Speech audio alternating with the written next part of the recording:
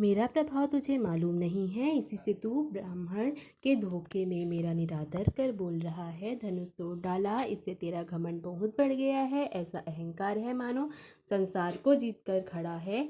श्री रामचंद्र जी ने कहा, हे मुनि, विचार कर बोलिए। आपका क्रोध बहुत बड़ा है और मेरी भूल बहुत छोटी है। पुराना धनुष था, छूते ही टूट गया, मैं किस कारण अभिमान करूं। हे भृगुनाथ, यदि हम सचमुच ब्राह्मण कहकर निरादर करते हैं तो वह सत्य सुनिए। फिर संसार में ऐसा कौन योद्धा है जिसे हम डर के मारे मस्तक झुकाएं। देवता, दैत्य, राजा या और बहुत से योद्धा, वे चाहे बल में हमसे बराबर हो, चाहे अधिक बलवान हो, यदि रण में हमें कोई भी ललकारे तो हम उससे सुखपूर्वक लड़ेंगे, चाहे काल ही क्यों ना हो। क्षत्रिय का शरीर धरकर जो युद्ध में डर गया, उस नीच से अपने कुल का पर कलंक लगा दिया। मैं स्वभाव से ही कहता हूँ, कुल की प्रशंसा करके नहीं, कि रघुवंशी रण में काल से भी नहीं डरते। ब्राह्मण वंश की ऐसी ही प्रभुता महिमा है कि आपसे डरता है वह सबसे निर्भय हो जाता है, अथवा जो भय रहित होता है वह भी आपसे डरता रहता है। श्री रघुनाथ जी के कोमल और रहस्य पूर्ण वचन सुनकर परशुराम जी की बुद्धि के पर्दे खुल गए। परशुराम जी ने कहा, हे राम, हे लक्ष्मीपति, धनुष को हाथ में लीजिए और इसे खींचिए, जिससे मेरा संदेह मिट जाए।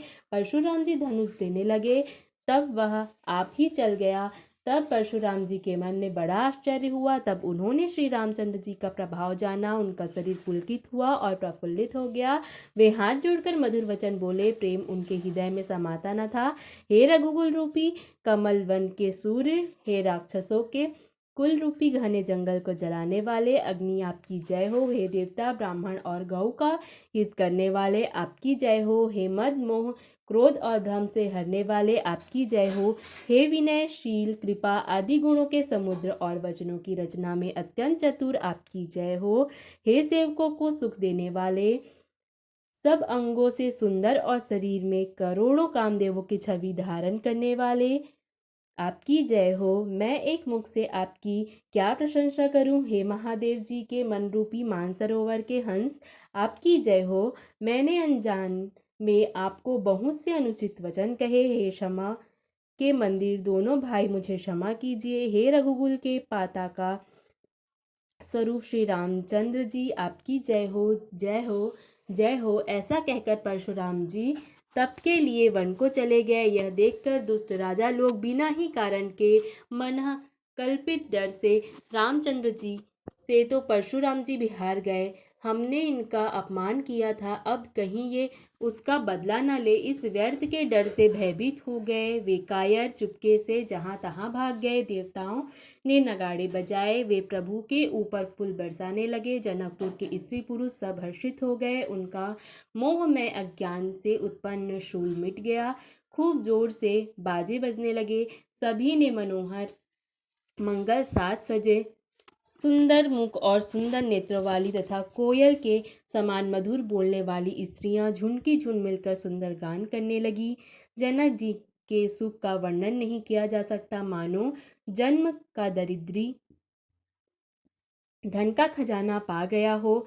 सीता जी का भय जाता रहा, वे ऐसी सुखी हुई जैसे चंद्रमा के उदय होने से चकोर की कन्या सुखी होती है। जनक जी ने विश्वामित्र जी को प्रणाम किया। प्रभु की ही कृपा से श्री रामचंद्र जी ने धनुष तोड़ा है, दोनों भाइयों ने मुझे कृतार्थ कर दिया। हे स्वामी, अब जो उचित हो सो कहिए। मुनि ने कहा, हे चतुर नरेश, सुनो। यो तो विवाह धनुष के अधीन था, धनुष के टूटते ही विवाह हो गया। देवता, मनुष्य और नाग सब किसी को यह मालूम है, तथापि तुम जाकर अपने कुल का जैसा व्यवहार हो, ब्राह्मणों कुल के बूढ़ों और गुरुओं से पूछकर, और वेदों में वर्णित जैसा आचार हो वैसा करो। जाकर अयोध्या को दूत भेजो, जो राजा दशरथ को बुला लावे।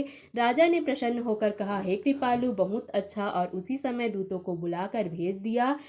फिर सब महाजनों को बुलाया और सब ने आकर राजा को आदर पूर्वक सिर झुकाया। राजा ने कहा, बाजार, रास्ते, घर, देवालय और सारे नगरों को चारों ओर से सजाओ। महाजन प्रसन्न होकर चले और अपने अपने घर आए। फिर राजा ने नौकरों को बुलावा भेजा और उन्हें आज्ञा दी कि विचित्र मंडप सजाकर तैयार करो। यह सुनकर वे सब राजा के वचन सिर पर धरकर और सुख पाकर चले।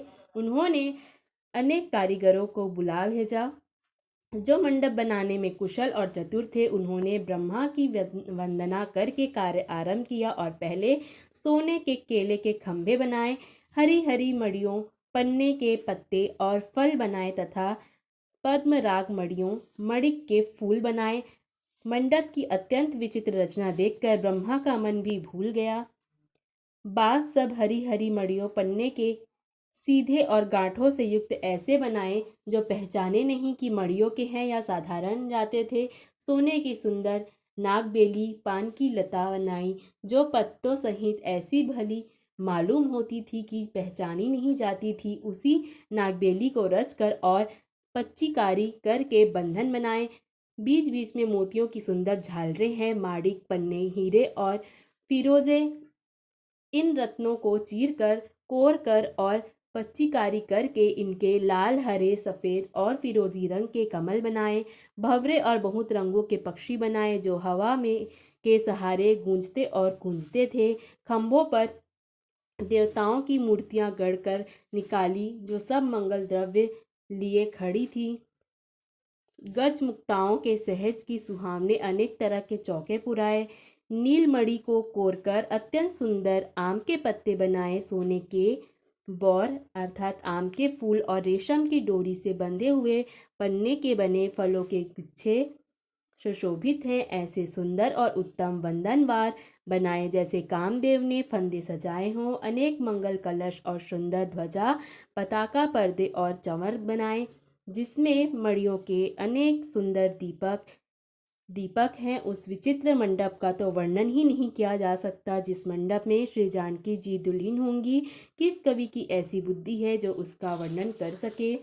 जिस मंडप के रूप और गुणों के समुद्र श्री रामचंद्र जी दुल्हा होंगे वह मंडप तीनों लोकों में प्रसिद्ध होना ही चाहिए। जनक जी के महल को जैसी शोभा है वैसी ही शोभा नगर के प्रत्येक घर की दिखाई देती है। उस समय जिसने तिरहुत को देखा उसे 14 भवन तुच्छ जान पड़े। जनकपुर में नीच के घर भी उस समय जो संपदा सुशोभित थी उसे देखकर इंद्र भी मोहित हो जाता था। जिस नगर में साक्षात लक्ष्मी जी कपट से स्त्री का सुंदर वेश बनाकर बसती हैं उस पुर की शोभा का वर्णन करने में सरस्वती और शेष जी भी सकोचाते हैं। जनक जी के दूत श्री रामचंद्र जी की पवित्र पुरी अयोध्या में पहुँचे। सुंदर नगर देखकर वे हर्षित हुए। राजद्वार पर जाकर उन्होंने खबर भेजी। राजा दशरथ जी ने सुनकर उन्हें बुला लिया। दूत ने प्रणाम करके चिट्ठी दी। प्रसन्न होकर राजा ने स्वयं उठकर उसे लिया। चिट्ठी पढ़ते समय उनकी आंखों में जल छा गया, शरीर पुलकित हो गया और छाती भर आई। हृदय में राम और लक्ष्मण हैं, हाथ में सुंदर चिट्ठी है। राजा उसे हाथ में लिए ही रह गए, खट्टी मीठी कुछ भी कह न सके। फिर धीरज धरकर उन्होंने पत्रिका पढ़ी। सारी सभा सच्ची बात सुनकर हर्षित हो गई। भरत जी अपने मित्रों और भाई शत्रुघ्न के साथ जहाँ खेलते थे वहीं समाचार पाकर वे आ गए। बहुत प्रेम से सकुचाते हुए पूछते हैं, पिताजी चिट्ठी कहाँ से आई है? हमारे प्राणों से प्यारे दोनों भाई, कहिए सकुशल तो हैं और वे किस देश में हैं? स्नेह से सने हुए ये वचन सुनकर राजा ने फिर से चिट्ठी पढ़ी। चिट्ठी सुनकर दोनों भाई पुलकित हो गए। स्नेह इतना अधिक हो गया कि वह शरीर में समाता नहीं। भरत जी का पवित्र प्रेम देखकर सारी सभा ने विशेष सुख पाया। तब राजा दूत को पास बैठाकर मन को हरने वाले मीठे वचन बोले, भैया कहो, दोनों बच्चे कुशल से तो हैं? तुमने अपनी आंखों से उन्हें अच्छी तरह देखा है ना? सांवले और गोरे शरीर वाले वे धनुष और तरकस धारण किए रहते हैं। शरीर अवस्था किशोर अवस्था है। विश्वामित्र मुनि के साथ हैं। तुम उनको पहचानते हो तो उनका स्वभाव बताओ। राजा प्रेम के विशेष वर्ष में होने के कारण बार बार इस प्रकार पूछ रहे हैं। जिस दिन से मुनि उन्हें अपने साथ ले गए हैं तब से आज ही हमने सच्ची खबर पाई है। कहो तो महाराज जनक ने उन्हें कैसे पहचाना?